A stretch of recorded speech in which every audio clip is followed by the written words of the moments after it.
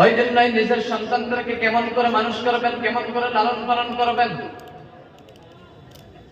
কারণ রব্বুল আলামিন যে কোরআন শরীফ নাযিল করেছেন, কোরআন শরীফটা এই দুনিয়ার বুকে পাঠিয়েছেন, ওই কোরআন শরীফের মধ্যে সূরা কয়টা আছে ভাই? কয়টা আছে সূরা? শুধু কোরআন থেকে শুনবেন, সরাসরি কোরআন থেকে শুনবেন, কিছু সময়ের মধ্যে শেষ করে দেব। ওই জন্য ভাইরা, কোরআন শরীফের মধ্যে সূরা কয়টা আছে জোরে বলেন? 114টি। মাশাআল্লাহ, অনেকেই জানে। হয়তো যারা জানেন না তারা আজকে থেকে মনে রাখবেন, 114টি। কয়টা? সবাই বলেন। 114টি। তার মধ্যে থেকে হলো 114টি সূরার মধ্যে হলো আল্লাহ রাব্বুল আলামিন 8 জন ব্যক্তির নামে কোরআন শরীফের মধ্যে সূরা দিয়েছে। কয়জন ব্যক্তি? 8 জন ব্যক্তির নামে। 8 জন থেকে হলো 6 জন হলো নবী, নবীদের নামে আল্লাহ কোরআন শরীফের মধ্যে সূরা দিয়েছে। আর 2 জন হলো ওলিদের নামে। 6 জন, কথা বলেন, নবীদের নামে, আর 2 জন হলো ওলিদের নামে 2টা সূরা। 1 নম্বর 6 জন নবীর মধ্যে হলো সূরা ইউনূস, সূরা ইউসুফ, সূরা নূহ, সূরা হুদ, সূরা ইব্রাহিম, সূরা মুহাম্মদ। আছে না? এই 6টা হলো নবীদের নামে। যারা নাকি হাফেজ হয়েছেন তারা হয়তো জানেন। আর 2টা হলো ওলিদের নামে। একটা হলো মহিলা ওলি, আর একটা হলো পুরুষ ওলি। একজন হলো মহিলা ওলি, আরেকজন পুরুষ ওলি। তো সর্বপ্রথম আমি মহিলা ওলির নাম বলি, হযরত মারইয়াম আলাইহিস সালাম। সবাই নাম শুনছেন না? মারইয়াম আলাইহিস সালামের নামে কোরআন শরীফের মধ্যে সূরা আছে না নাই? কত সুন্দর সূরা! রব্বুল আলামিন কোরআন শরীফের মধ্যে বললেন, কাফ হা ইয়া আইন সাদ যিকরু রাহমাতি রাব্বিকা আবদাহু যাকারিয়া ইয নাদা রাব্বাহু নিদাআন খাফিয়া। সুবহানাল্লাহ বলেন। কত সুন্দর সূরা! আর পুরুষ ওলির নামে যে সূরাটি আল্লাহ রাব্বুল আলামিন কোরআনের মধ্যে দিয়েছে, সেইটা হলো হযরত লুকমান আলাইহিস সালাম। সুবহানাল্লাহ বলেন। লুকমান সূরা নাম শুনছেন না নাই? লুকমান আলাইহিস সালাম, তিনার নামে কোরআন শরীফের মধ্যে সূরা দিয়েছে। কিন্তু এর মধ্যে প্রশ্নের বিষয় আছে, লুকমান আলাইহিস সালাম তো কোনো নবী ছিলেন না, উনি তো আরো অনেক বড় বড় ছিলেন। কিন্তু লুকমানের সূরা দিয়ে, লুকমানের কথা দিয়ে সরাসরি কোরআন শরীফের মধ্যে সূরা কেন দিলেন আল্লাহ? কারণ তিনি নবীও ছিলেন না, ঠিক না নাই? হযরত লুকমান আলাইহিস সালামকে আল্লাহ রাব্বুল আলামিন এত মেধা দিয়েছিলেন, এত জ্ঞান দিয়েছিলেন, এত ব্রেন দিয়েছিলেন। হযরত লুকমান আলাইহিস সালামকে আল্লাহ রাব্বুল আলামিন এত জ্ঞান দিয়েছিলেন যে কথাগুলো তিনার সন্তানদেরকে, মানুষদেরকে বলতো, আল্লাহ পাক রব্বুল আলামিনের কাছে এত পছন্দ হইতো, এত ভালো লাগতো, সরাসরি কোরআন শরীফের মধ্যে আল্লাহ তুলে ধরেছে। বলেন সুবহানাল্লাহ। লুকমানের কথা এত সুন্দর ছিল। লুকমান কোন নবী ছিলেন না, হাবশী দেশের মানুষ ছিলেন। চেহারাই ভালো ছিলেন না, দেখতে ভালো ছিলেন না, অনেক কালো ছিলেন, উটগুলো বড় বড় ছিলেন, পা গুলো ফাটা ফাটা ছিল। হযরত লুকমান আলাইহিস সালাম তিনি একজন রাখাল ছিলেন, বাদশা মনিবের বাড়িতে কাজ করতেন। বনি ইসরাইলের জামানায় একজন বাদশা ছিলেন, বাদশা মনিব। ওই মনিবের বাড়িতে তিনি কাজ করতেন, ছাগল চড়াইতেন সারাদিন। সকালবেলা মনিবের বাড়িতে যাইতেন, বিকালবেলা তার বাড়িতে সারাদিন কাজ করে বাড়িতে ফিরে আসতেন বিকালবেলা। বাদশা মনিবের বাড়িতে তিনি কাজ করেন, কাজ করার পরে কাজ শেষে যখন নাকি বাড়িতে আসে বিকালবেলা, বাড়ির সামনে দেখে দুনিয়ার গ্রামের মানুষের ভিড়। যেরকম করে নাকি আপনারা আজকে ওয়াজ শোনার জন্য আসছেন, ওই রকম বাড়ির সামনে এরকম মানুষ ভিড় করে থাকতো। কি করে থাকতো? কথা বলতেন মাঝে মাঝে, ভালো লাগে কথা বলতে। কোথায় বলেন না, তাহলে কি বলবো আমি? বলেন একটা একটা বললে কি হয়? মানুষের কয় না যে তয় দিলে হ্যাঁ মই দিন, কয় না? আপনার কথা বললে আমি বলতে পারি, গরম পানি দেয় তো। বাদশা মনিবের বাড়িতে কাজ করতেন তিনি। যখন নাকি বাড়ির দিকে বিকাল বেলা যাইতেন, যাওয়ার পরে দেখতেন যে বাদশা মনিবের বাড়িতে, যখন নাকি বাদশা মনিবের বাড়ি থেকে বাহির হইতেন, হওয়ার পরে দেখতেন যে বাড়ির সামনে দুনিয়ার মানুষের ভিড়, গ্রামের মানুষের ভিড়। কারণ কিসের জন্য ভিড় হইতে জানেন? এত সুন্দর সুন্দর কথা বলতো, এত জ্ঞানী কথা বলতো। আল্লাহ এত জ্ঞান তিনার মাথায় দিয়েছিলেন। কারণ কেননা যদি সাধারণ জ্ঞান দিত, আল্লাহ রাব্বুল আলামিন কোরআন শরীফের মধ্যে তিনার নসিহতগুলো বলে দিতেন না। ওই জন্য তিনার কথা শোনার জন্য সমস্ত গ্রামের মানুষেরা তিনার বাড়ির সামনে ভিড় করত। একদিন বাদশা মনিব গ্রামের মানুষরা বলল, ও গ্রামের মানুষ, তোমরা কি পাগল হয়ে গেছো? তোমরা ওই সাধারণ একজন গোলাম, আমার একজন গোলাম, সাধারণ একজন গোলাম, ওই গোলামের বাড়ির সামনে তোমরা কেন ভিড় করো? তার কথা শোনার জন্য কি তোমরা ভিড় করো? আগ্রহী কেন তোমরা তার কথা শোনার জন্য? গ্রামের মানুষরা বললেন, ও বাদশাহ মনিব, আপনারা হয়তো মনে মনে ভাবছেন আপনার লুকমান আলাইহিস সালাম যে গোলামকে লুকমান, এইটা সাধারণ কোনো গোলাম না। তিনি যে কথাগুলো বললেন, তিনি যে কথাগুলো বলেন, এত সুন্দর সুন্দর কথা বলেন, এত দামি দামি কথা বলেন, এই কথাগুলো রব্বুল আলামিন সরাসরি কোরআন শরীফের মধ্যে দিয়েছেন। বলেন সুবহানাল্লাহ। লুকমান আলাইহিস সালাম তিনি যে নসিহতগুলো করতেন, তিনি সন্তানদেরকে নসিহত করতেন, যে নসিহতগুলো করতেন তার মধ্যে থেকে কিছু নসিহত আপনাদেরকে বলে দেয়। অনেক কয়টা উপদেশ করেছেন, কিছু কিছু তাফসীরের মধ্যে আছে 70টার উপরে, কিছু কিছু তাফসীরের মধ্যে আছে 80টার উপরে আছে। তো আপনাদেরকে কিছুটা নসিহত আপনাদেরকে বলে যাই, এটার মাধ্যমে হয়তো আপনাদের সমাজটা কিভাবে চলবে, কি করে চলবে, এর মধ্যে পেয়ে যাবেন ইনশাআল্লাহ।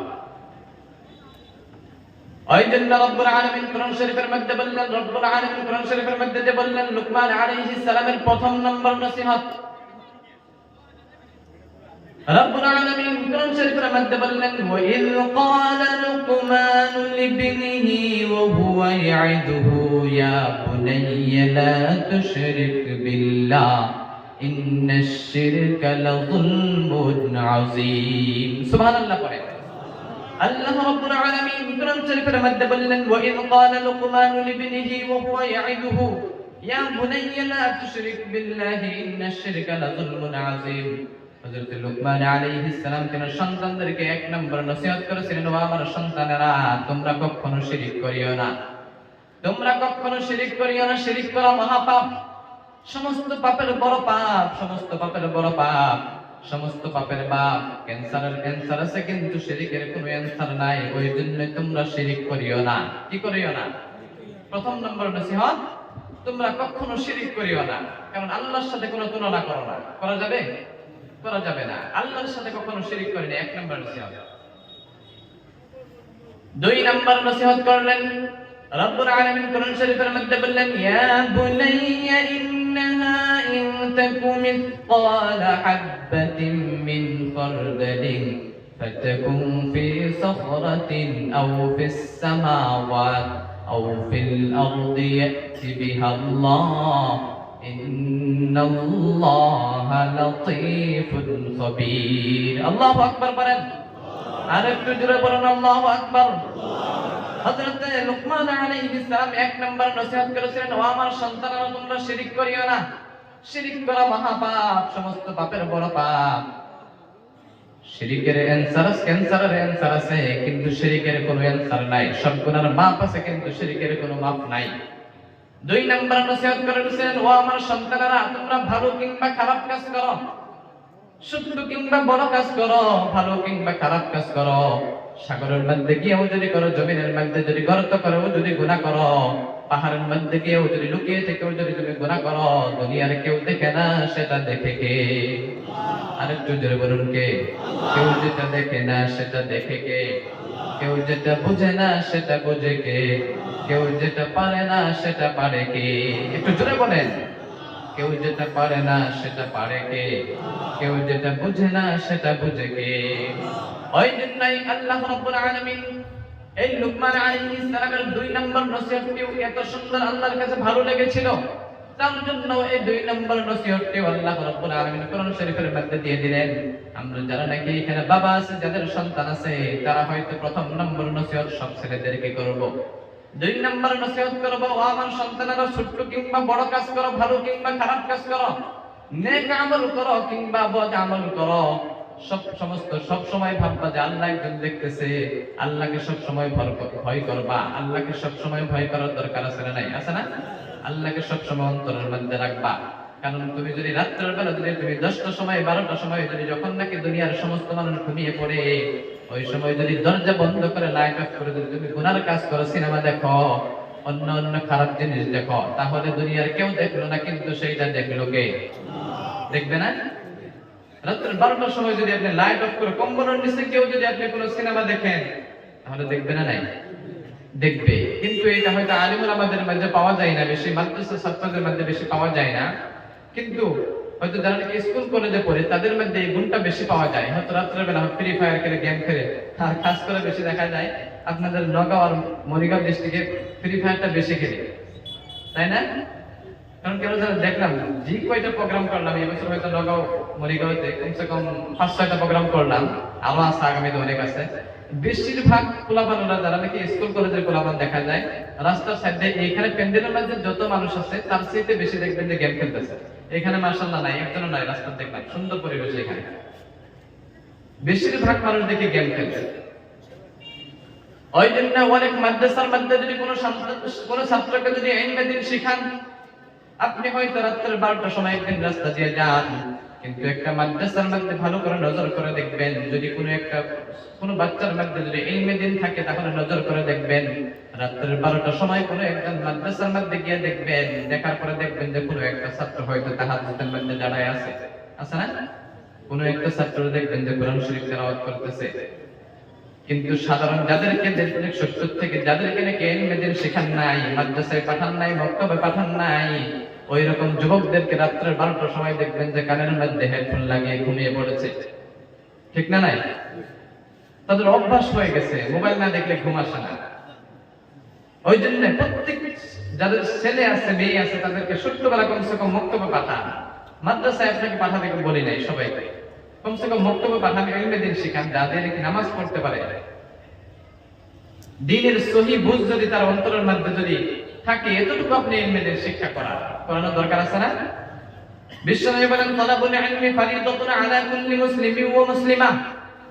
পৃথিবীর প্রত্যেকজন নারী এবং পুরুষ সবার জন্য ইলমে দ্বীন শিক্ষা করাটা ফরজ করে দিয়েছেন তিনি কে?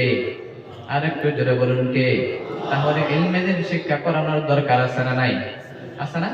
প্রত্যেকেরই ইলমে দ্বীন শিক্ষা করাটা দরকার আছে। আপনাকে এতটুকু শিক্ষা দেন যা দিয়ে নাকি নামাজ পড়তে পারে, রোজা রাখতে পারে, যাদের উপরে হজ ফরজ হয়েছে হজ করতে পারে, যাকাত দিতে পারে, এতটুকু আপনি ইলমে দ্বীন শিক্ষা দেন, ইসলামিক মাসলা মাসাইলের মধ্যে থাকতে পারে, দিবেন না ইনশাআল্লাহ?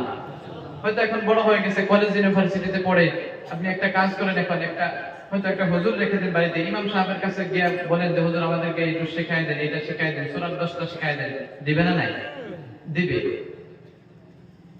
ওই জন্যই যাদের নাকি সন্তান আছে তাদেরকে মক্তবে পাঠান, মসজিদে পাঠান। লুকমান আলাইহিস সালাম 2 নম্বর নসিহত করেছিলেন, আমার সন্তানেরা তোমরা ভালো কিংবা খারাপ কাজ করো, ছোট কিংবা বড় কাজ করো, জমিনের মধ্যে গিয়ে ওজুরি করো, গর্ত করো, ওজুরি গুনাহ করো, দুনিয়ার কেউ দেখে না, সেটা রব্বুল আলামিন দেখে। ওই জন্য সব সময় আল্লাহকে ভয় করবা। 3 নম্বর নসিহত হলো, রব্বুল আলামিন কোরআন শরীফের মধ্যে বললেন, ইয়া বুনাইয়া আকিমিস সালাতা ওয়া আমুর বিল মা'রুফ ওয়া নহা আনিল মুনকারি ওয়াসবির আলা মা আসাবাক ইন্না যালিকা মিন আজমিল উমুর। আল্লাহু আকবার বলেন, আর একটু জোরে বলুন আল্লাহু আকবার। হযরত লুকমান আলাইহিস সালাম 1 নম্বর নসিহত করেছিলেন, ও আমার সন্তানেরা তোমরা শিরক করিও না। 2 নম্বর নসিহত করেছিলেন, ও আমার সন্তানেরা ভালো কিংবা খারাপ কাজ করো, সব সময় আল্লাহকে স্মরণে রাখবা। 3 নম্বর নসিহত করেছিলেন, ও আমার সন্তানেরা তোমরা নামাজ কায়েম করো। কি করো? তোমরা নামাজ কায়েম করো। নামাজ শুধু পড়তে দেই নাই, যে হয়তো বললাম যে ভাই আপনি এশার নামাজটা একটু পড়ে দেখান তো, বা 2 রাকাত একটু নামাজ পড়ে দেখান, সেইটাকে নামাজ পড়া বলে না। নামাজ কায়েম যাকে বলে, সর্বদা যে নামাজ পড়তেই থাকে, তার একটা আদত হয়ে যায়। ফজর নামাজ পড়লো, হয়তো তখন ভাবলো যে আমি যখন নামাজ পড়তেই লাগলো, নিয়ত করেন দিনের মধ্যে 5 ওয়াক্ত নামাজ যেরকম প্রতিদিন পড়তে থাকেন, তাকেই বলে নামাজ কায়েম করা। 3 নম্বর নসিহত করেছেন, ও আমার সন্তানেরা তোমরা নামাজ কায়েম করো। কারণ বিশ্বনবী বলেন, আউয়ালু মা ইউহাসাবু বিহিল আবদু ইয়াউমাল কিয়ামাতিস সালাহ। কাল কিয়ামতের দিন রব্বুল আলামিন সর্বপ্রথম হিসাব নেবে নামাজের। কিসের হিসাব নেবে? আউয়ালু মা ইউহাসাবু বিহিল আবদু ইয়াউমাল কিয়ামাতিস সালাহ। কাল কিয়ামতের দিন রব্বুল আলামিন সর্বপ্রথম হিসাব নেবে নামাজের। নামাজের হিসাব যদি আপনার জন্য যদি সহজ হয়ে যায়, তাহলে সমস্ত কিছুর হিসাব সহজ করে দিবেন তিনি কে? আর যদি নামাজের হিসাবে যদি আপনি ফেঁসে যান, নামাজের হিসাব যদি আপনি দিতে না পারেন, তাহলে সমস্ত কিছুর হিসাব কঠিন করে দিবেন তিনি কে? তাহলে দরকার আছে না নামাজের? হুজুর হয়তো কিছুক্ষণ আগে এই হাদিসের উপরে তাফসীর করেছিলেন, হয়তো বলেছিলেন অন্য অন্য আমল নিয়ে যাবেন, আপনি রোজার আমল নিয়ে যাবেন, যাকাতের আমল নিয়ে যাবেন, হজের আমল নিয়ে যাবেন, সবকিছু আপনার আমল ঠিক থাকবে, কিন্তু সর্বপ্রথম আল্লাহ হিসাবটাই তো নামাজের নেবে। কিসের নেবে? নামাজের নেবে। নামাজটা যদি আপনি না পড়েন তাহলে অন্য হিসাব নেবে আল্লাহ। প্রথম হিসাবে আপনি ফেল। ক্রিকেট খেলা হয় এরকম দেখেন না, হয়তো ভলিবল খেলা হয়, যে কোনো খেলা হয় আর কি দুনিয়াতে, প্রথম রাউন্ড থাকে, সেকেন্ড রাউন্ড থাকে, থাকে না? নাই। প্রথম রাউন্ডে যে ফেল করে হে কি আরো যাইতে পারে? যাইতে পারে না। দ্বিতীয় রাউন্ডে যাইতে পারে না। ওই জন্যই নিজের সন্তানদেরকে নামাজে আনবেন, মসজিদে আনবেন, সাথে একটু ইলমে দ্বীন শিখাবেন। কারণ অনেক সন্তানদেরকে হয়তো মক্তবে পাঠায় না, নিজের বাবারা ইচ্ছা করে, ঠিক না? নাই, নিজের বাবারা ইচ্ছা করে সন্তানকে মক্তবে পাঠায় না, মাদ্রাসায় পাঠায় না, মসজিদে পাঠায় না। হয়তো কিছুদিন ছেলের সন্তান ইচ্ছা করে মসজিদের মধ্যে যায়, কিন্তু হয় বাবা মানা করে দেয়, ওই বাবা হয়তো সকালবেলা মসজিদ মক্তবে যাস না, কারণ তোর তো রাত্রের বেলা অনেক পড়া আছে, রাত্রের বেলা তো অনেক পড়তে হবে। হয়তো জাতীয় বিদ্যালয়ের মধ্যে দিয়েছে, ইংলিশ মিডিয়ামের মধ্যে দিয়েছে, ওই জন্য ওই সন্তানকে মসজিদে পাঠায় না। কারণ রাত্রে 12টা পর্যন্ত পড়াশোনা করে ওই সন্তান ফজরের সময় যদি মসজিদে পাঠায় হয়তো ঘুম নষ্ট হয়ে যাবে, সকালবেলা ঘুমের জন্য হয়তো 7টা-8টার সময় আবার স্কুলে চলে যাবে, তার জন্য ফজরের সময় ওই সন্তানকে ডাক দেয় না, ফজরের সময় মসজিদে আনে না। কিন্তু কোন একটা সময় আল্লাহ না করো ওই ফজরের সময় যদি আপনার ওই ঘরের মধ্যে যদি আগুন লেগে যায়, তাহলে ওই সন্তানকে আপনি ঘর থেকে ডাক দিবেন না, ডাক দিবেন না। সকালবেলা প্রত্যেকেরই তো, এখানে তো মনে করে যে 100-র ভিতরে 60% বা 70% মানুষের সন্তানরা ঘরের মধ্যে ঘুমিয়ে থাকে, থাকে না? নাই, ডাক দেয় না। আর অনেক মানুষ আছে ডাক দেয় কিন্তু সন্তান ওঠে না, কথা শোনে না মা বাবার, আছে না? এরকম অনেকের আছে। ওই জন্য সন্তানদেরকে সকালবেলা মসজিদে পাঠাবেন, কারণ ওই সকালবেলা যদি ঘরের মধ্যে যদি আগুন লেগে যায় তাহলে ওই সময় কি আপনার সন্তানকে কি ডাকবেন না? ঘুম থেকে ডাকবেন না? নাই, কিসের জন্য ডাকবেন? ঘরের মধ্যে আগুন ধরছে, তাই না? ঘরের মধ্যে আগুন ধরলে ওই সন্তান পুড়ে যাবে, তাই না? নাই, কেন ডাকবেন? বাঁচার জন্য। কেন ডাকবেন? একটু ঘুম পারো, তাও করতে থাকো, এটা ভাববেন কি কখনো? কখনো ভাববেন না। এই দুনিয়ার সাধারণ আগুন দেখে এত ভয় করেন? ভয় করেন তো? এই দুনিয়ার সাধারণ আগুন থেকে যদি আপনার ভয় লাগে, আপনার সন্তানকে যদি বাঁচান, তাহলে কি ওই জাহান্নামের আগুন দুনিয়ার আগুনের মতো সাধারণ আগুন হবে না তার চাইতে আরো অনেক বেশি হবে? অনেক বেশি হবে। বিশ্বনবী বলেন আদ-দুখু আদ-দুখান ওয়াল আযাব, জাহান্নামের মধ্যে শুধু কষ্ট, জাহান্নামের মধ্যে শুধু শাস্তি, ওই জাহান্নামের মধ্যে শুধু আযাব, ওই জাহান্নামের মধ্যে শুধু আগুন, ওই জাহান্নামের মধ্যে শুধু আগুন, ওই জাহান্নামের মধ্যে শুধু ধোঁয়া, আছে না? নাই, আছে না? অনেক কষ্ট হবে। ওই জাহান্নামের আগুনটা এত ভয়ানক হবে। আল্লাহর নবী বলেন ওই জাহান্নামের আগুনটা আল্লাহ রাব্বুল আলামিন সর্বপ্রথম এই দুনিয়ার আগুনটা হয়তো এর চাইতে অনেক বেশি হবে। এই জাহান্নামের আগুনকে সর্বপ্রথম আল্লাহ রাব্বুল আলামিন 1000 বছর ওই আগুনকে জ্বালাইলেন।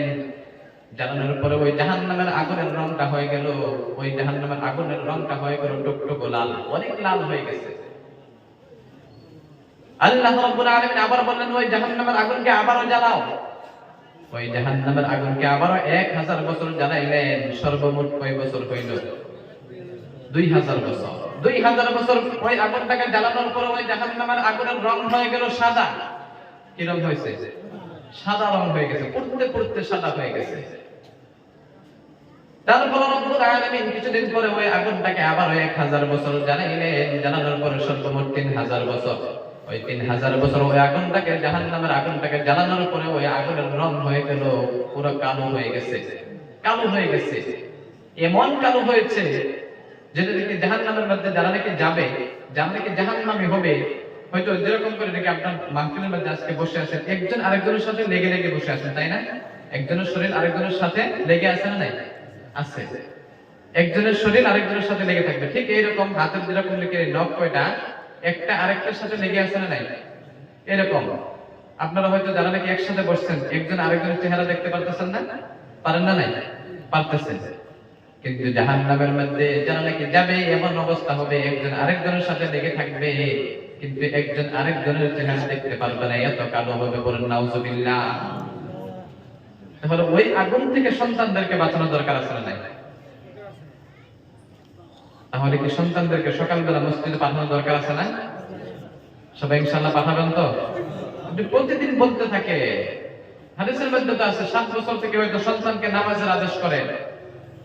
7 বছর থেকে আপনি 10 বছর পর্যন্ত যদি আপনি নামাজের আদেশ করতে থাকেন, তবুও যদি আপনার সন্তান যদি মসজিদে না যায়, ভালো কামের আদেশ যদি না করে, তাহলে প্রয়োজনে ওই সন্তানকে মারধর করেন, পিটা দেন, দেওয়া দরকার আছে না?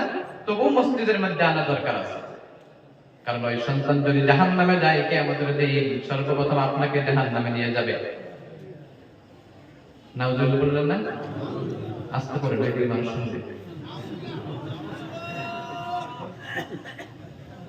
কারণ সন্তান কিয়ামতের দিন যদি জাহান্নামে যায়, তাহলে আল্লাহকে বলবে, ও আল্লাহ, আমাকে প্রথমে জাহান্নামে দিও না, প্রথমে আমার বাবাকে ডাকো।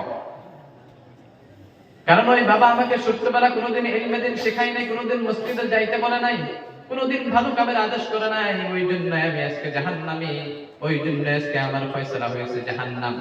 কিন্তু আমাকে জাহান্নামে দেওয়ার আগে সর্বপ্রথম আমার বাপ হলো আমার দায়ী। জাহান্নামে দেওয়ার প্রথম কারণ হলো আমার বাবা। ওই জন্য আমার বাবাকে প্রথমে জাহান্নামের মধ্যে দিও। নাউজুবিল্লাহ পড়ে। ডাকার দরকার আছে না? তাহলে আজকে থেকে ডাকবেন না? নাই, মসজিদে পাঠাবেন, যাও বাবা নামাজটা পড়ে আস। ভাই অসুবিধা হইতেছে নাকি? উঠে যাইতেছেন যে? মাশাআল্লাহ, আমি ভাবতেছি উঠে যাইতেছে, ভালো লাগতেছে না মনে হয়। ওই জন্যই সন্তানদেরকে মসজিদে নিয়ে যাবেন। কারণ হয়তো একবার বললাম কোন সন্তানকে মসজিদে নিয়ে যান, আরেকটা হলো সন্তানকে যদি আপনি মসজিদে যাইতে পারেন, যাই না। হয়তো অনেক বাবারা আছে সন্তানদেরকে মসজিদে কোনোদিন ডাকেই না, আর অনেক মানুষ আছে সন্তানদেরকে মসজিদে ডাকে, কিন্তু ওই সন্তান কথা শোনে না। অনেক মুরব্বীরা, অনেক বাবারা আমাদেরকে বলে, হুজুর আমাদের জন্য একটু দোয়া করবেন, আমার সন্তান কথা শোনে না। আমার সন্তানকে আমি মসজিদে পাঠাই, ওই সন্তান আমার কথা শোনে না। আমার সন্তানকে আমি বলি, বাবা মসজিদের দিকে যাও, ওই সন্তান সিনেমা দেখতে যায়, ফাংশন দেখতে যায়। আসলে না এরকম সন্তান আপনাদের এদিকে নাই? এরকম মানুষ আছে বাবাদেরকে ভাত কাপড় দেয় না, বড় হওয়ার পরে, বৃদ্ধ হওয়ার পরে ভাত কাপড় দেয় না। কিন্তু এর মধ্যে আমি দেখতে পাই, ভালো করে দেখবেন, এর মধ্যে সন্তান খারাপ হওয়ার কারণ হলো নিজের মা বাবা। কেন জানেন? 2টা কারণ থাকবে, দেখবেন যে সন্তান খারাপ হওয়ার জন্য 2টা কারণ দেখা যায়। হয়তো অন্যান্য কারণ থাকতে পারে, 2টা কারণ বেশি দেখা যায়। হয়তো 1 নম্বর কারণ হলো, অনেক মহিলারা সন্তান জন্ম নেওয়ার পরে হয়তো 2-3 বছর বয়স হয়ে যায়, হওয়ার পরে ওই সন্তানকে হয়তো ছেড়ে মা চলে যায় অন্য পুরুষের সাথে। আছে না নাই? আবার অনেক পুরুষরা দেখবেন নিজের সন্তান 2 বছরের 1 মাসের সন্তান ছেড়ে ওই বাবা অন্য একটা বিয়ে করে নিয়ে অন্য জায়গায় চলে যায়, তাই না? চলে যায়। কিছুদিন পরে হয়তো যখন নাকি সন্তান বড় হয়ে যায়, এই 2 বছরের সন্তান যখন নাকি বড় হয়ে যায়, বড় হওয়ার পরে কিন্তু যখন নাকি ইলমে দ্বীন শিখে হয়তো নামাজ পড়ে দোয়া করে, আল্লাহর কাছে দেখেন যখন নাকি দোয়া করে ছোট্টবেলা, আল্লাহুম্মা ওয়াকুর রাব্বিরহামহুমা কামা রাব্বায়ানি সাগীরা। কারণ রব্বুল আলামিনের কাছে দোয়া করে, আল্লাহ ছোট্টবেলা আমার বাবা যেমন করে আমাকে লালন পালন করে বড় করেছে, ঠিক ওই রকম করে আমার মা বাবা যখন নাকি বৃদ্ধা হবে, বড় হবে, ওই সময় ওই রকম করে তুমি তাদেরকে লালন পালন করিও। ঠিক না? রব্বিরহামহুমা কামা রাব্বায়ানি সাগীরা। কারণ ছোট্টবেলা ওই বাবা তো হয়তো ওই সন্তানকে রেখে চলে যায়, কোনো খরচ নেই না, চলে গেল একবার হয়তো 1 মাসের সন্তান রেখে চলে যায়। তাহলে কি ওই সন্তান বড় হওয়ার পর বাবাকে ভাত দেবে কি? কখনো কাপড় দেবে? কথা বলেন, বুঝেন না ভালো করে? কোন সন্তান যদি 1 মাসের বা 2 মাসের রেখে অন্য একটা বিয়ে করে চলে যায়, যাওয়ার পরে যখন নাকি বড় হবে সন্তান, ওই বড় হওয়ার পর ওই সন্তান কি মা বাবাকে কি ভাত কাপড় দেবে? কখনো দেবে না। আবার আল্লাহ দোয়া কবুল করে নিয়েছে, সন্তান যখন নাকি দোয়া করে, আল্লাহুম্মা ওয়াকুর রাব্বিরহামহুমা কামা রাব্বায়ানি সাগীরা। আল্লাহ ছোট্টবেলা যেরকম করে নাকি আমার বাবা, আমার মা, আমার বাবা আমাকে যেমন করে লালন পালন করেছে, ঠিক ওই রকম করে তুমি তাদেরকে লালন পালন করো। কারণ ছোট্টবেলা কি আদরে রাখছিল? কষ্টের মধ্যে রাখছিল না? ওই রকম করে বৃদ্ধা বয়সে তো তাদেরকেও কষ্টের মধ্যে রাখবে। রাখবে না? নাই, রাখবে। 1 নম্বর কারণ গেল। 2 নম্বর কারণ হলো, ভালো করে দেখবেন, অনেক গ্রামের মধ্যে, অনেক মহল্লার মধ্যে দেখা যায় অনেক মানুষের হয়তো টাকা পয়সা অনেক বেশি, অনেক জায়গায় জমি আছে, হয়তো 100-150 বিঘা মাটি আছে, কিন্তু ওই দুর্ভাগ্য মানুষের সন্তান হয় না, একটা সন্তানও নাই। আছে না এরকম মানুষ? অনেক টাকা পয়সা, অনেক সম্পত্তি আছে, জায়গা জমি অনেক বেশি, কিন্তু সন্তান নাই। ওই জায়গা জমি খাবার জন্য, দেখার জন্য কেউ নাই। তখন আল্লাহর কাছে দোয়া করে, হয়তো বিয়ে করেছে 30 বছর বয়সে, 40 বছর 50 বছর পার হয়ে যায়। যাওয়ার পরে আল্লাহর কাছে দোয়া করে, আল্লাহ আমাকে একটা এমন সন্তান দাও। আমি হয়তো একজন মানুষ, আমার কোনো সন্তান নাই, আমি যদি মারা যাই তাহলে আমার হয়তো অনেক টাকা পয়সা আছে, অনেক জায়গা জমি আছে, ওই সম্পদগুলোকে দেখবে, ওই জায়গাগুলোকে দেখবে, ওই টাকা পয়সাগুলোকে সামলাবে। হয়তো আল্লাহ রাব্বুল আলামিন দোয়া করতে করতে একবার কবুল করে দেয়। কবুল করার পর রব্বুল আলামিন ওই বান্দার ঘরে, ওই আল্লাহর বান্দার ঘরে একটা সন্তান দিয়ে দেয়, ছেলে সন্তান। হয়তো ওই সন্তান যখন নাকি বড় হয়, বড় হওয়ার পরে ওই সন্তানকে যখন নাকি বিয়ে করিয়ে দেয়, যখন নাকি জীবন সঙ্গী এনে দেওয়ার পরে ওই জীবন সঙ্গীটা, ওই ছেলের বউটাও কথা শোনে না, ছেলেও কথা শোনে না, ছেলের বউ কথা শোনে না, ভাত কাপড় দেয় না, টাকা পয়সা দেয় না, দেখভাল করে না। ওই সময় হয়তো আল্লাহর কাছে, হয়তো প্রথমে আপনি যখন নাকি জন্ম দিয়েছেন তখনই ভুল করে ফেলেছেন, আল্লাহর কাছে ছোটবেলা দোয়া করেছেন, আল্লাহ এমন একজন সন্তান দাও আল্লাহ, যে সন্তান নাকি আমার হয়তো আমি বড় হওয়ার পরে আমাকে লালন পালন করবে, দেখভাল করবে, এমন একটা সন্তান দাও। ওই জন্য ওই সন্তান বড় হওয়ার পরে কি ওই টাকা পয়সার পেছনে দৌড়িবে, না আপনাকে লালন পালন করার জন্য দৌড় দিবে? কি করবে? আপনি তো প্রথমে জন্মই দিয়েছেন ওই টাকা পয়সার দিকে, ঠিক না? টাকা পয়সা কে দেখবে? আমার জায়গা জমি কে দেখবে? ওই জন্যই সন্তানদেরকে ভালো নিয়ত করে আল্লাহর কাছে চাইবেন, আল্লাহর কাছে প্রতিদিন আল্লাহর কাছে দোয়া করবেন যে আল্লাহ একটা সন্তানটা ভালো করে দাও। ভালো দোয়া করার দরকার আছে না? ভালো দোয়া চাইবেন, সবসময় আল্লাহর কাছে দোয়া চাইবেন, সবসময় আল্লাহর কাছে দোয়া করবেন। আল্লাহ রাব্বুল আলামিন কোরআন শরীফের মধ্যে সূরা দিয়েছিলেন লুকমান আলাইহিস সালাম। হয়তো 1 নম্বর নসিহত করেছিলেন, ও আমার সন্তানেরা তোমরা শিরক করিও না। 2 নম্বর নসিহত করেছিলেন, ও আমার সন্তানেরা তোমরা ভালো কিংবা খারাপ কাজ করো, সবসময় আল্লাহকে স্মরণ রাখবা। 3 নম্বর নসিহত করেছিলেন, ও আমার সন্তানেরা তোমরা নামাজ কায়েম করো।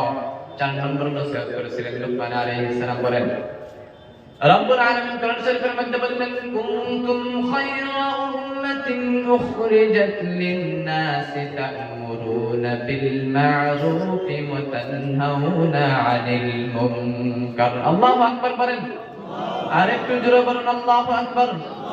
রব্বুল আলামিন কোরআন শরীফের মধ্যে বললেন, কুনতুম খায়রা উম্মাতিন উখরিজাত লিন-নাস তা'মুরুনা বিল মা'রুফি ওয়া তানহাউনা 'আনিল মুনকার। ও আমার সন্তানেরা, তোমরা মানুষকে সৎ কামের আদেশ করো, অসৎ কাম থেকে নিষেধ করো। তোমরা মানুষকে সৎ কামের আদেশ করো, অসৎ কাম থেকে নিষেধ করো। কারণ সৎ কামের আদেশে হইল নামাজ, রোজা, হজ, যাকাত, আছে না? ভালো কামের আপনি আদেশ করে, অসৎ কামের নিষেধ করবেন। কারণ কোন মানুষ যদি জাহান্নামে যায়, তাহলে শুধু ওই খারাপ মানুষটা জাহান্নামে যাবে না, ওই মহল্লা থেকে ভালো মানুষও জাহান্নামে যাবে। কেন জানেন? কোন মহল্লায় যদি আল্লাহ ভূমিকম্প দেয়, তুফান দেয়, বেমার আজার দেয়, শুধু কি খারাপ মানুষকে দেয়? ভালো মানুষকেও দেয়। কেন দেয়? আল্লাহ যখন নাকি নারাজ হয়ে যায়, তখন ভালো মানুষকেও অসুস্থ করে দেয়, দেয় না? নাই, সবসময় অসুস্থ করে দেয়। ওই জন্যই আমার ভাইরা, যারা নাকি সন্তান আছে, হয়তো তাদের বাবাদেরকেও মাদেরকেও খেদমত করা দরকার আছে, আছে না?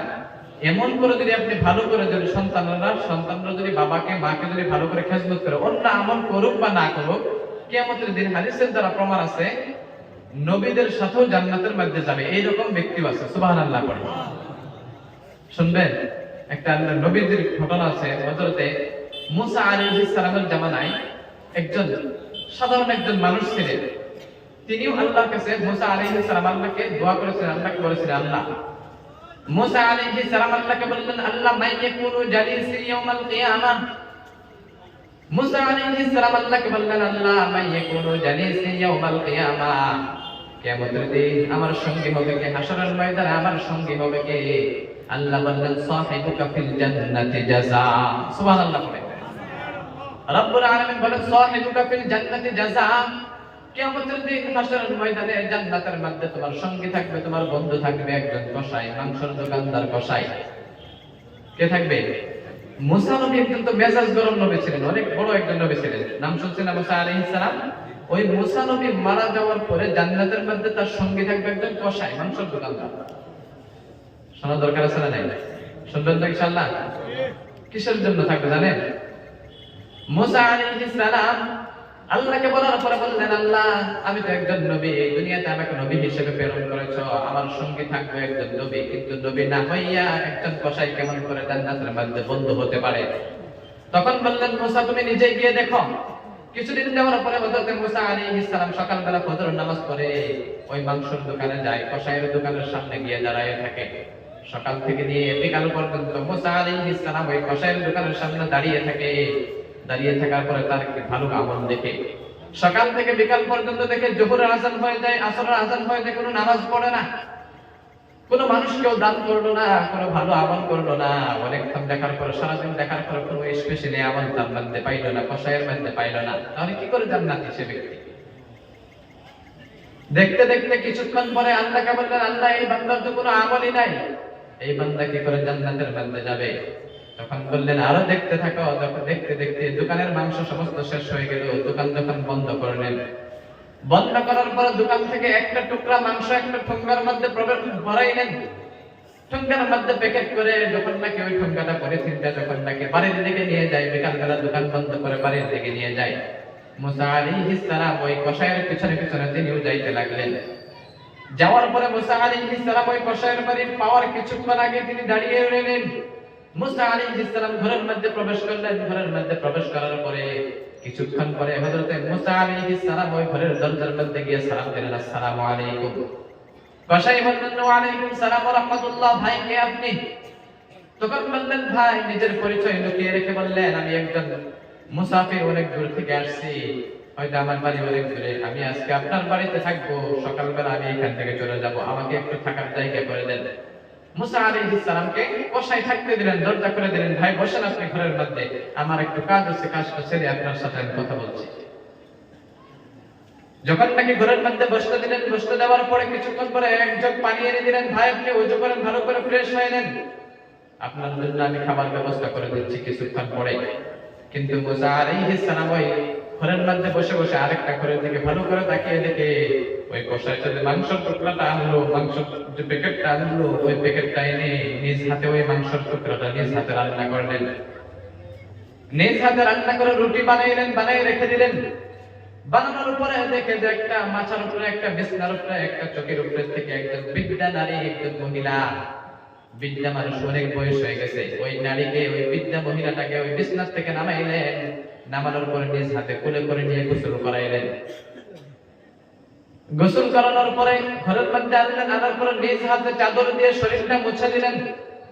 শরীরটা মুছে দেওয়ার পরে নিজ হাতে যে মাংসটুকু রান্না করেছিল, রুটিগুলো বানিয়েছিল, এই মাংসের টুকরা, রুটির টুকরাগুলো ওই বৃদ্ধা মহিলাকে খাওয়াইলেন।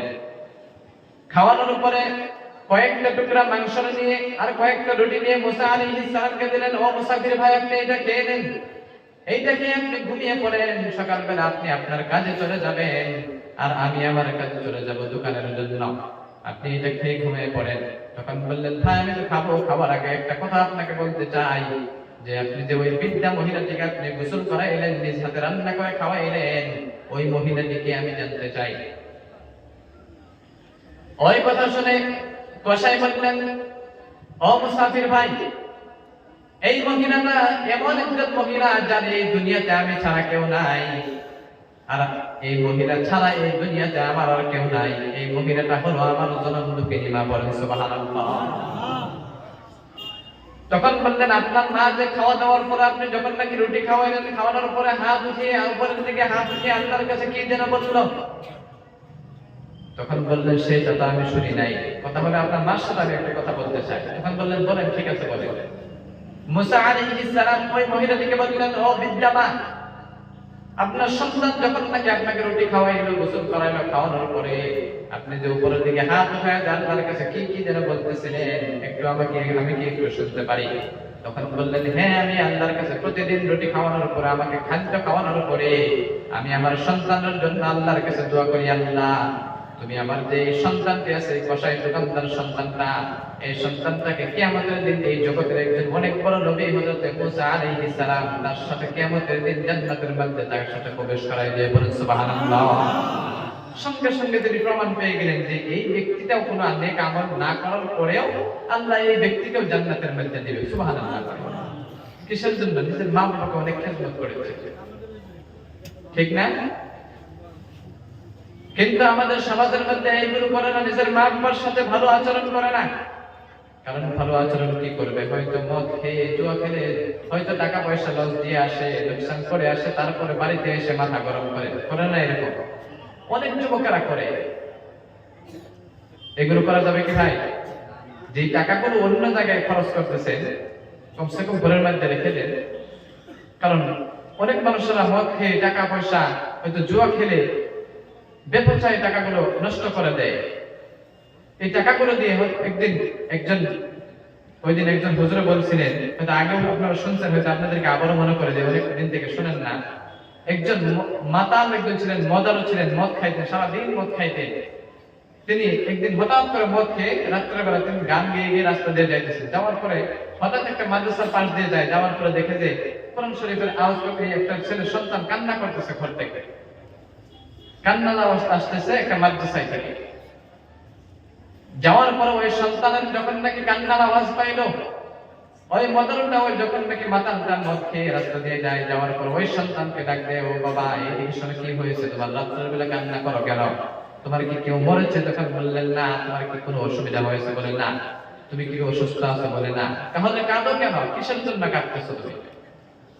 তখন বললেন, চাচা, আমি হয়তো অনেক গরিব মানুষ, আমার বাবা নাই, আমার মা নাই, আমি অনেক গরিব মানুষ। হয়তো আমি মানুষের টাকা পয়সা দেবো, এই টাকা পয়সা দিয়ে আমি মাদ্রাসায় পড়াশোনা করি, রাত্রের বেলা পড়াশোনা করি। আমি ওই জামানায় হয়তো ল্যাম্প ছিল, হারিকেন ছিল, কেরোসিন দিয়ে চলতো, চলে না? নাই? এখন তো এরকম নাই, তাই না? অনেকের বাড়িতে নেই, এখন তো অনেক পরিবর্তন হয়ে গেছে মাশাআল্লাহ। তখন বললেন, এখন আমার কেরোসিন কেনার জন্য টাকা পয়সা নাই, আমি তো এখন পড়বো কি করে? সকালবেলা হুজুরের কাছে আমি সবক নিব কি করে? মাদ্রাসায় গিয়ে আমি পড়বো কি করে? আমি তো রাত্রের বেলা যদি না পড়তে পারি, তাহলে হুজুরের কাছে গিয়ে তো আমি সবক পড়তে পারবো না। তখন অনেকক্ষণ কান্না করার পরে জীবনে অনেক, তখন ওই মদারুটা যখন বললেন, ওই মদ খাওয়া মানুষটা বললেন, জীবনে এইরকম তো এখন এইরকম তো মানুষ দেখি নাই, যে মানুষটা নাকি কেরোসিন কেনার জন্য টাকা নাই। আর আমি এমন একটা মানুষ, আমি ওই টাকাগুলো দিয়ে আমি বেপরোয়া খরচ করতেছি, মদ খাইতেছি, জুয়া খেলতেছি। হয়তো তার অন্তরের মধ্যে আল্লাহ রাব্বুল আলামিন মায়া জড়িয়ে দিলেন। দেওয়ার সাথে সাথে বললেন, ও বাবা, তোমার চিন্তা করতে হবে না, কাল থেকে তুমি কাল সকালে গিয়ে আমার বাড়িতে যাইও। যাওয়ার পরে আমি তোমাকে কেরোসিনের ব্যবস্থা করে দেব। সকালবেলা ফজরের নামাজ পড়ে ওই মানুষের বাড়িতে চলে গেলেন, ওই মদরটার বাড়িতে চলে গেলেন। যাওয়ার পরে ওই মদরটা তখন দোকানের মধ্যে নিয়ে গেলেন। যাওয়ার পরে এক টিন কেরোসিন কিনে দিলেন পড়ার জন্য। কেরোসিন কিনে দেওয়ার পরে কিছুদিন যাওয়ার পরে হঠাৎ করে, হয়তো 1-2 মাস পরে, ওই কেরোসিন যে মানুষটা মদ খাইতো, মদর মানুষটা ছিল, ওই মাতাল মানুষটা হঠাৎ করে তার মৃত্যুর খবর পায়, মৃত্যুর খবর পেয়ে যায়। ওই সন্তান তিনি মাদ্রাসার মধ্যে কান্না করে, ওই মৃত্যুর খবর পেয়ে ঘরের মধ্যে কান্না করতেছে। তখন মানুষটা বলে, গ্রামের মানুষরা বলে যে ওই মানুষটা যে মরছে, ওই মানুষটাকে তোমার কি হয়? তোমার বাবা লাগে? বলে না। তোমার কোনো আত্মীয়? বলে না। কথা বলে, কান্না করতেছে কেন? ওই মানুষটা মরার জন্য সবাই বলছে যে তাকে জানাজারা করা যাবে না। এত বড় মজা হচ্ছে। তাহলে ওই মানুষটাকে মানুষরা ভাবতেছে যে ওই মানুষটাকে এমনি মাটির নিচে মাটি চাপা দেয় না, মানুষের মাটি চাপা দিয়ে দিব। আর তুমি তার জন্য কান্না করছো। তখন বললেন, আমি এই জন্যই কান্না করি, ওই মানুষটা যে মারা গেছে ওই জন্য আমার দুঃখ। কারণ আমার একটা সময় পড়ার জন্য, রাত্রে যে আমি পড়বো, ল্যাম্প জ্বালানোর জন্য একটা কেরোসিনের ব্যবস্থা ছিল না, আমাকে টাকা পয়সা দেওয়ার জন্য কেউ ছিল না। ওই সময় আমাকে ওই মানুষটা আমাকে কেরোসিন কিনে দিয়েছিল। তখন এখন যে ওই মানুষটা মারা গেল, তাহলে আমাকে আজকের থেকে কে কেরোসিন কিনে দিল? সুবহানাল্লাহ। কিন্তু ওই জামানার হুজুর, ওই তাদের মাদ্রাসার হুজুরকে আল্লাহ রাব্বুল আলামিন স্বপ্নে দেখাইলেন, ওই মানুষটাকে জলদি গিয়ে কাফন দাফন করে জানাজার করায় দাও, ওই মানুষটাও কিয়ামতের দিন জান্নাতের মধ্যে যাবে। বলেন সুবহানাল্লাহ। তাহলে ওই সাধারণ মদারটাও যদি এত বড় মাতাল ছিলেন, ওই মানুষটাও যদি মদ খাওয়ার পরেও যদি ভালো রাস্তায় আসতে পারে, তাহলে কি আমরা কি তাদের সাথে বেশি মজারও নাকি? না। যারা নাকি মদ খান, জুয়া খেলেন, আড্ডা দেন, তাদের জন্য রব্বুল আলামিন মদ যদি খাইতে দেন, জান্নাতের মধ্যে আল্লাহ ব্যবস্থা করে দিয়েছে। বুঝছেন কি? মদের ব্যবস্থা আছে জান্নাতের মধ্যে। এটা আমার কথা না, আল্লাহর কথা। শুনবেন? লম্বা করে শুধু আয়াতটা বলে তাফসীর করে দিচ্ছি। রব্বুল আলামিন কোরআন শরীফের মধ্যে বললেন, মাতালুল জান্নাতিল্লাতী ওয়াইদাল মুত্তাকুনা ফীহা আনহারুম মিন মাইন গায়রি আসিন وأنهار من لبن لم يتغير طعمه وأنهار من خمر لذة للشاربين وأنهار من عسل مصفى الله أكبر বলেন আরেকটু জোরে বলেন আল্লাহু আকবার রব্বুল আলামিন কোরআন শরীফের মধ্যে বললেন মাতালুল জান্নাতিল্লাতী ওয়াইদাল মুত্তাকুন فيها أنهار من ماء غير آسن وأنهار من لبن لم يتغير طعمه وأنهار من خمر لذة للشاربين وأنهار من عسل مصفى سبحان الله রব্বুল আলামিন যারা নাকি জান্নাতের মধ্যে প্রবেশ করবে জান্নাতীদেরকে জান্নাতের মধ্যে চারটি ঝর্ণা দিবে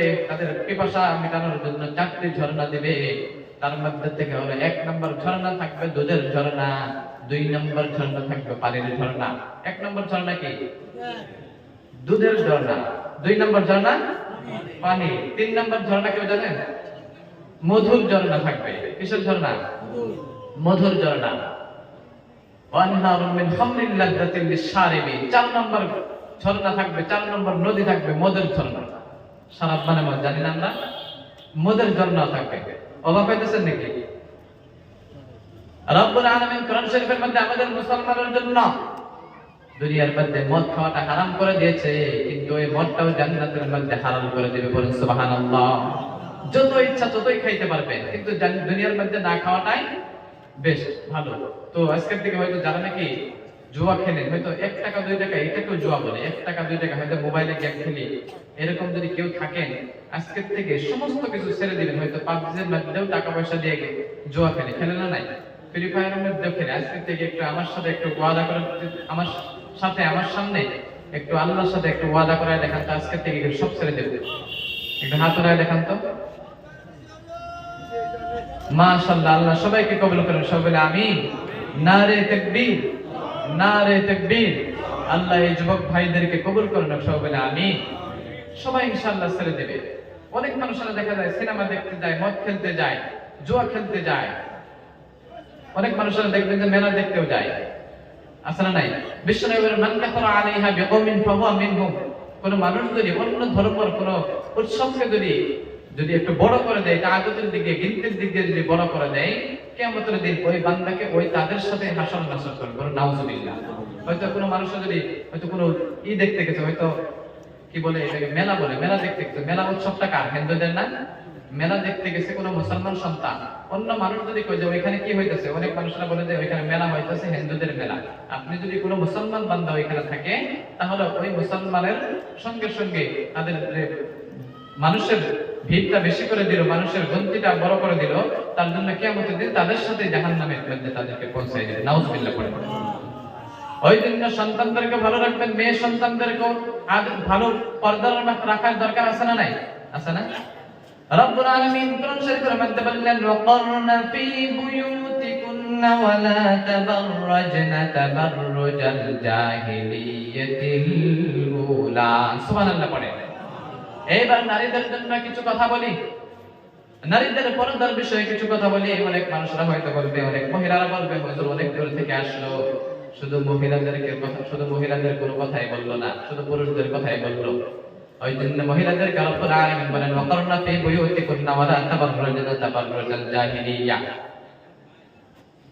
রব্বুল আলামিন বলেন ও নারী তোমরা ঘরের মধ্যে আবদ্ধ থাকো ঘরের মধ্যে তোমরা পর্দা পর্দার মধ্যে থাকো ঘরের বাইরে তোমরা যেও না কারণ যখন নাকি তোমাদের প্রয়োজন হবে ওই সময় তোমরা ঘর থেকে বাহির হও অপ্রয়োজনে তোমরা ঘরের মধ্যে আবদ্ধ থাকা দরকার আছে না নাই আছে না আল্লাহর কথা তোমরা জাহিলি যুগের নারীদের মতো তোমরা নিজের পোশাকে নিজের চেহারাকে অন্য পুরুষদেরকে দেখিও না দেখার দরকার আছে দেখার দরকার না কিন্তু অনেক মানুষরা বলবে যে হয়তো হুজুররাও যদি কোনোদিন বলে হয়তো আমি তো বিয়ে করি নাই আমার কথা বলতে পারবেন না মাশাআল্লাহ হয়তো যারা নাকি হুজুর মানুষরা যদি এই কথা যদি কোনোদিন বলে যে ভাই আপনাদের মহিলাকে পর্দার মধ্যে রাখবেন বাজারে নেবেন না কোনোদিন বাজারে পাঠাবেন না তখন কি বলবে জানেন যে হুজুরের বউ নিজেই বাজারে যায় আর আমাদেরকে কি বলবে বলেন না এরকম কিন্তু বলা যাবে না কারণ কেন জানেন আমি বলি আলিমুল আমাদের নসিহত আপনারা শুনেন নসিহত মানেন আলিমুল আমাদের খাইসিয়ত মানা আমাদের কোনো দরকার নাই আলিমুল যেটা করে করো তাদের চরিত্র তাদের কাছে থাকবে, তারা কি বলে সেটা আমরা মানার চেষ্টা করব ইনশাআল্লাহ পড়ি। ওই জন্য আলিমুল আমাদেরকে গালি দিবেন না। দেওয়া যাবে কি? অনেক মানুষরা দেখবেন যে আলিমুল আমার মধ্যে আছে, অনেক দেখবেন যে বাংলাদেশের মধ্যে অনেক বেশি দেখা যায়, মাথায় লম্বা লম্বা টুপি পরে, লম্বা লম্বা জুব্বা পরে আলিমুল আমাদেরকে গালি দেয়, দেয় না? একজন আলিম আরেকজনকে গালি দেয় না? মনে হয় আসমান থেকে ফেরেশতা নামে আসছে ডাইরেক্ট। এত লম্বা লম্বা টুপি, লম্বা লম্বা জুব্বা, তারপরেও আলিমকে গালি দেয়। একজন আলিম আরেকজনের আলিমের কথা গীবত করে, একজন মানুষ আরেকজনের মানুষের কথা গীবত করে, করে নাই? এটা সমাজে বেশি পাওয়া যায়। গীবত করা যাবে না। গীবত করলে আল-গীবাতু আশাদ্দু মিনাজ জিনা, গীবতটা হলো এমন একটা জিনিস যেটা নাকি জিনার চাইতেও বড় গীবত করা গুনাহ। নাউজুবিল্লাহ পড়ে। আর গীবত করা যাবে মানুষের? গীবত কাকে বলে? একজন মানুষ চুরি করেছে, হাদিসের মধ্যে আছে একজন মানুষ চুরি করেছে, আপনি ভালো করে জানেন যে চুরি করছে, হয়তো গ্রামের সব মানুষ জানে, জানার পরে যদি আপনি কাউকে গিয়ে বলেন যে ওই ভাই চুরি করছে, আপনারা হয়তো অনেকে ভাবি এটা গীবত বলবো না, সেটা সত্যি করছে। অনেক মানুষই কিন্তু এটা ভাবে, তাই না? কিন্তু সেটাও হবে না, কারণ ওই মানুষটা যদি খারাপ পায়, মনে কষ্ট পায়, তাহলে ওই মানুষটা যদি আল্লাহর কাছে দোয়া করে, তাহলে আপনাকেও ওই বান্দার জন্য জাহান্নামে যাইতে লাগবে। এটা গীবতের সমান আপনার গুনাহ লেখা হবে। নাউজুবিল্লাহ পড়ে। কারণ বনী ইসরাঈলের জামানায় একজন অনেক বড় ওলি ছিলেন। ওই ওলিটা যে গ্রামে বাস করতেন, ওই ওলির গ্রাম ঘরের ঠিক 3-4 পাশে, 3-4 বাড়ি ডান পাশেই একটা বাড়ি ছিলেন। ওই বাড়ির মানুষটা নামাজ পড়তেন না, বেনামাজি ছিলেন, একদিনও নামাজ পড়তেন না। যদি পশ্চিম দিকে কোনোবা দিন যদি পড়েও যাইতো, পিছলে যদি পড়েও যাইতো, সঙ্গে সঙ্গে ঘুরে পূর্ব দিকে মাথা করতো। এরকম মানুষ আছে না নাই? এরকম মানুষ অনেক আছে। তো ওই মানুষটা বনী ইসরাঈলের জামানায় আল্লাহর ওলিতে ছিল। আল্লাহর ওলি সবসময় ওই মানুষটাকে দেখে বলতো, এ বেনামাজি, তোর তো কিয়ামতের দিন, তোর তো আল্লাহ জান্নাতের নিচে তো জায়গা দিবে না, জান্নাতের মধ্যে তুই তো জাহান্নামী একজন। সবসময় সকালবেলা দেখা হয়তো বলতো এ জাহান্নামী, বিকালবেলা দেখা হয়তো কি বলতো? কথা বলেন, জাহান্নামী। সবসময় জাহান্নামী বলতেন। কিন্তু রব্বুল আলামিন কিয়ামতের দিন ওই দুইজন ব্যক্তিকে ডাকবে, আল্লাহর ওলি আর ওই জাহান্নামীকে ডাকবেন, বেনামাজিকে ডাকবেন। ডাকার পরে ওই যেটাকে আল্লাহর ওলি ছিলেন সেটাকে ডাকবেন। তিনি তো যখন তাকে জান্নাতের দিকে যাইতে ডাকবেন, তখন বলবেন, এ আল্লাহর ওলি, এই বান্দা এদিকে দাঁড়াও, তোমাকে দুনিয়াতে আমার ওলি হিসাবে পাঠিয়েছিলাম, কিন্তু তোমাকে আল্লাহর ওলি হিসাবে পাঠিয়েছিলাম তোমাকে অন্য মানুষের কাছে দিনের দাওয়াত দেওয়ার জন্য, ভালো শিক্ষা দেওয়ার জন্য। কিন্তু তুমি ওই মানুষটাকে, সেটাও তো আমার বান্দা, তুমি ওই বান্দাকে সবসময় তুমি জাহান্নামে করে ডাকতা। দুনিয়াতে তোমাকে আমি এই দায়িত্ব দেই নাই যে কে জান্নাতে যাবে কে জাহান্নামে যাবে, সেইটার দায়িত্ব তো তোমাকে আমি দেই নাই। তুমি কেন জাহান্নামে বললা? তার জন্য আজকে তোমার জায়গা হলো জাহান্নামে, আর ওই বেনামাজি মানুষটার ওই জাহান্নামের জায়গা হলো জান্নাতের মধ্যে। বলেন সুবহানাল্লাহ। তাহলে ওই জন্য কারো যদি কোনো গীবত দেখেন, কোনো জিনিস তার কোনো দোষ দেখেন, বলবেন না। এখন তো হুজুরদের বেশি দোষ দেখা যায়। একজন হুজুর যদি একটু স্পিড যায় রাস্তা দিয়ে, হয়তো হেঁটে হেঁটে যাচ্ছে, একটু যদি স্পিড যায়, নামাজের জন্য যাইতেছে, যদি একটু স্পিড যায়, ফট করে একজন মানুষ কি বলবে জানেন? হুজুর দাওয়াত করছে নাকি, এত স্পিড জানতে কোনে নাই? হুজুর মনে করে দাওয়াত করছে, যদি স্পিড যাইতেছে। আর যদি হুজুর ওই কথা কেউ যদি সুন্দর সুন্দর যদি লাহানে যদি আস্তে আস্তে যদি যায়, তাহলে বলে যে ভাই দেখ খাই আর লড়তে পারতেছে না, এত খাইছে, বলে না নাই? হুজুরদের দোষ বেশি। ওই জন্য হুজুরদের নসিহত শুনবে, হুজুরদের চরিত্র দেখে লাভ নাই। ওই জন্য রব্বুল আলামিন কোরআন শরীফের মধ্যে বলেন, ওয়াকারনা ফি বুয়ুতিকুন্না ওয়ালা তাবাররাজনা তাবাররুজাল জাহিলিয়াতিল উলা। ও নারীরা, তোমরা ঘরের মধ্যে আবদ্ধ থাকো, তোমরা জাহিলি যুগের নারীদের মতো তোমরা নিজের পোশাকে, নিজের চেহারাকে অন্য মানুষকে দেখিও না। কিন্তু এই জামানায় এইটা বেশি বেশি দেখা যায়, দেখা যায় না? নারীদেরকে বেশি বেশি দুইটা জায়গায় দেখা যায়। কোথায় দেখা যায়? কয়টা জায়গায়? দুইটা জায়গায় বেশি দেখা যায়। একটা হলো বাজারে, আরেকটা হলো মাজারের মধ্যে বেশি দেখা যায়। দেখবেন তো বাজারের মধ্যে দেখা যায় না? নারীদেরকে বেশি বেশি বাজারের মধ্যে দেখা যায়। কিন্তু এইখানে পুরুষদেরও অনেক দেখা যায়, দোষ নাই। কারণ কি জানেন?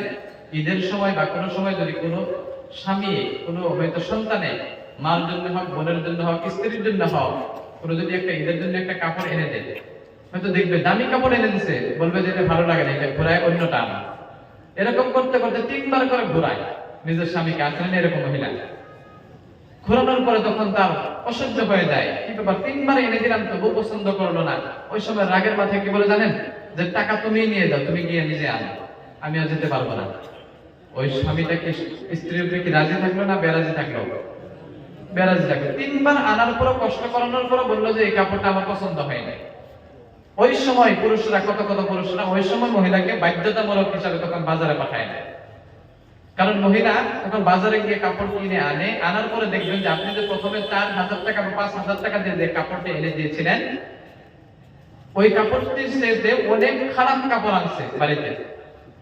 ভালো কাপড় দিয়েছেন যে পছন্দ করে না, কিন্তু তার উদ্দেশ্য ছিল একটু বাজারে গিয়ে ঘুরে আসবে। আসেন না এরকম মহিলা?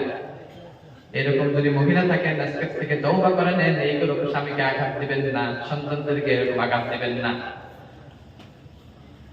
কারণ রব্বুল আলামিন কোরআন শরীফের মধ্যে বলেন ইয়াহাবু লিমান ইয়াশাউ ইনাতাও ওয়া ইয়াহাবু লিমান ইয়াশাউ যুকুর আও ইউযাওবিজুহুম যুকরানাও ওয়া ইনাথা। সুবহানাল্লাহ বলেন। এক নম্বর দেখা যায় নারীদেরকে বাজারের মধ্যে, আরেক নম্বর দেখা, 2 নম্বরে দেখা যায় মাজারের মধ্যে। মাজারের মধ্যে গিয়ে আল্লাহর কাছে সিজদা করে, ওই মাজার আল্লাহর কাছে গিয়ে সিজদা করে না? সিজদা করে, ডাইরেক্ট সিজদা করে গিয়ে মাজার তো দেখবেন বেশিরভাগ পশ্চিম দিকে কি করে না, পশ্চিম দিকে পা দিয়ে পশ্চিম দিকে সিজদা করে। মাজারগুলো ওইরকমই থাকে বেশিরভাগ। মাজারে গিয়ে সিজদা করে, মাজারে গিয়ে সিজদা করে, আর মাজারের কাছে চাই সন্তান চাই, অনেক কিছুই চাই মাজারের কাছে, চাই না নাই? কিন্তু মাজারে গিয়ে চাওয়া যাবে না, কারণ রব্বুল আলামিন কোরআন শরীফের মধ্যে বললেন ইয়াহাবু লিমান ইয়াশাউ ইনাসা ওয়া ইয়াহাবু লিমান ইয়াশাউ যুকুর আও ইউযাওবিজুহুম যুকরানা ওয়া ইনাসা। আল্লাহ যাকে চান, যার উপরে খুশি হন তাকে মেয়ে সন্তান দেন। আল্লাহ যাকে চান তাকে ছেলে সন্তান দেন। আল্লাহ যাকে খুশি, যাকে চান তাকে হয়তো কোনো সন্তানও দেয় না। আছে না এরকম? প্রথমে আল্লাহ রাব্বুল আলামিন নারীর কথা বললেন, আল্লাহ যাকে চান মেয়ে সন্তান দেন। আল্লাহ নারীকে অনেক ভালোবাসে, মহিলাদের সম্মান বেশি, তার জন্য সর্বপ্রথম কোরআন শরীফের মধ্যে মহিলার কথা আনছে। ওই জন্য মহিলাদেরকে অনেক ভালোবাসে আল্লাহ। ওই জন্য মহিলার ঘরের মধ্যে আবদ্ধ থাকবেন, পর্দার মধ্যে থাকবেন। কারণ বিশ্বনবী বললেন সবচাইতে বেশি কিয়ামতের দিন জাহান্নামের মধ্যে যাবে সবচাইতে বেশি নারী লোক। নাউজুবিল্লাহ বলেন। সবচাইতে বেশি নারী জাহান্নামের মধ্যে থাকবে, মহিলারা জাহান্নামের মধ্যে থাকবে। ওই জন্য মহিলারা হয়তো তাদের জন্য আল্লাহর নবী বেশি বেশি সদকা করতে বলেছিলেন, তাদেরকে দান করতে বলেছিলেন। ওই জন্য মহিলাদের সবচাইতে বেশি বেশি দান করা দরকার আছে। সব মহিলারা বেশি বেশি দান করবেন, কারণ কিয়ামতের দিন বেশিরভাগ মহিলারা জাহান্নামে যাবে। ওই জন্য মহিলারা আবদ্ধ থাকবেন। মরিয়ম আলাইহিস সালাম একজন নবী হওয়ার পরেও, মরিয়ম আলাইহিস সালাম একজন নবীদের মা ছিলেন, তিনার নাম আল্লাহ কোরআন শরীফের মধ্যে সূরা দিয়ে দিয়েছেন। কিসের জন্য? মহিলাদের সম্মান বেশি, ওই জন্য মহিলাকে ওলি বানিয়ে দিয়েছেন, তাই না? পুরা কোরআন শরীফের মধ্যে কোনো মহিলার নাম নাই, কিন্তু একজন মহিলার নাম। সব তো পুরুষও হতে পারতো, কিন্তু মহিলার নাম কেন দিলেন? নিশ্চয় মহিলার সম্মান আছে, আছে না? রব্বুল আলামিন হযরত মারইয়াম আলাইহিস সালামের কথাটা কোরআন শরীফের মধ্যে বললেন। মারইয়াম আলাইহিস সালাম এমন একজন মহিলা ছিলেন, মারইয়াম আলাইহিস সালামের যখন নাকি তিনার মার গর্ভের মধ্যে ছিলেন, মারইয়াম আলাইহিস সালাম আল্লাহর কাছে মারইয়ামের মা দোয়া করতেন, আল্লাহ আমার গর্ভের মধ্যে যে সন্তানটি আছে, ওই সন্তান যখন নাকি ভূমিষ্ঠ হবে, দুনিয়াতে আসবে, আমি আল্লাহ কিছুই করব না, আমার ওই সন্তানকে বাইতুল মাকদাসের খাদিম বানিয়ে দিব। বলেন সুবহানাল্লাহ। বাইতুল মাকদাস নামের মসজিদ এখনো আছে, ওই বাইতুল মাকদাসের মধ্যে আমি খাদিম বানিয়ে দিব। মারইয়াম হয়তো তখন জানে না কে জন্ম নেবে। কিছুদিন পরে জন্মগ্রহণ করার পরে মারইয়ামের মার গর্ভ থেকে আসে মারইয়াম আলাইহিস সালাম। মারইয়াম আলাইহিস সালাম পুরুষ না মহিলা? কথা বলেন। মহিলা। ওই মহিলা আসলো, আশা করে এখন মসজিদের খাদিম কেমনে করে বানাবে? কিন্তু আল্লাহ বললেন, আল্লাহকে বললেন, ও আল্লাহ আমি তো নিয়ত করেছিলাম, মান্নাত করেছিলাম, আমার সন্তান হইলে আমি মসজিদের মধ্যে আমি খাদিম বানিয়ে দিব। তখন আল্লাহ তুমি তো এখন মহিলা সন্তান দিলা, তাহলে কি করে আমি ওই সন্তানকে আমি এখন মসজিদের মধ্যে পাঠাবো? তখন বললেন, এমন একটা তোমার ঘরের মধ্যে সন্তান দিয়েছি, এমন একজন মহিলা দিয়েছি, মারইয়ামকে দিয়েছি। এই মারইয়াম সাধারণ কোনো মানুষ না, দুনিয়ার 10 জন পুরুষও তার সাথে কখনো পাবে না। বলেন সুবহানাল্লাহ। মারইয়াম মহিলাদেরকে অনেক ক্ষমতা দিয়েছে। ওই জন্য হয়তো মহিলাদেরকে শর্টকাট করে বলছি, কোন মহিলা যদি হয়তো বাড়িতে থাকেন, দান সদকা করেন, ওই সময় নিজের সন্তানের হাত দিয়ে করাবেন। দান করেন, সদকা করেন, নিজের সন্তানের হাত দিয়ে করাবেন, নিজের সন্তানের নামে করাবেন। কেন জানেন? হয়তো ফকির মিসকিন আছে বাড়িতে, আপনি নিজে গিয়ে দিবেন না, আপনার সন্তান আছে, ওই সন্তানের হাতে তুলে দেন, বাবা গিয়ে দিয়ে আসো। কারণ ওই সন্তানকে যদি শত্রুর থেকে এই শিক্ষাটা দিয়ে দেন, তাহলে রব্বুল আলামিন কিয়ামতের দিন এমন হয়তো দুনিয়াতে তার এমন জ্ঞান দিবে মাথার মধ্যে, আপনি যখন নাকি মুরব্বী হবেন, মারা যাবেন, বড় হবেন, ওই সন্তান ছোট্টবেলার কথা মনে হবে যে বাবা তো আমার জন্য দান